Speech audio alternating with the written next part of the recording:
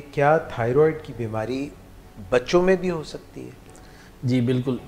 ہم نے جب ہائپو تھائرائڈزم جو پہلا پروگرام کیا تھا اس میں ڈسکس بھی کیا تھا، کیونکہ تھائرائڈ ایک جسم کا ایسا جو ہے وہ ہارمون ہے، ایک ایسی رطوبت ہے جو کہ جسم کے تمام حصوں پہ افیکٹ کرتی ہے. جس طرح یہ بڑوں میں ہوتی ہے اس طرح یہ چھوٹے بچوں میں بھی ہو سکتی ہے. چھوٹے بچوں میں کنجینٹلی بھی ہو سکتی ہے اور بعد میں ایکوائرڈ بھی ہو سکتی ہے. کنجینٹل کا یہ مطلب ہے کہ وراثت پہ ماں سے مل سکتی ہے، اور بعد میں بھی بچے جو ہے وہ کافی ساری وجوہات کی وجہ سے، جو کہ ہم نے ہائپو تھائرائڈ کے پروگرام میں ڈسکس کی تھی، اس میں ہو سکتی ہے. Hypo thyroid? ہاں، ہائپو اور ہائپر دونوں ہو سکتے ہیں بچوں میں؟ ہاں بچوں میں. یعنی تھائیرائڈ بچوں میں بھی ہوتا ہے اور بچوں میں بھی تھائیرائڈ سے ریلیٹڈ ڈیزیز ہو سکتی ہے.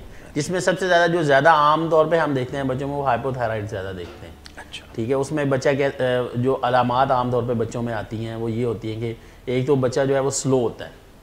ٹھیک ہے. ہم نے اس میں پروگرام میں بھی ڈسکس کیا تھا کہ جو ہائپو تھائرائڈ کے بچے ہوتے ہیں، جو پیشنٹس ہوتے ہیں یا بچے ہوں گے، وہ ساری چیزوں میں سلو ہوں گے.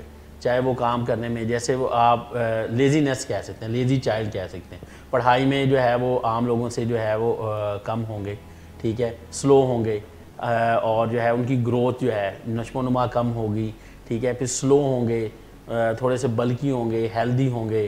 ٹھیک ہے. فیس ان کا تھوڑا سا پفی ہوگا، مطلب پھیلا ہوا ہوگا.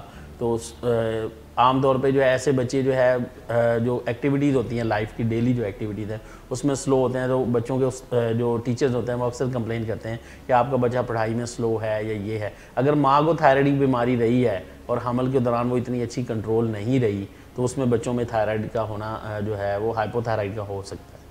ٹھیک ہو گیا.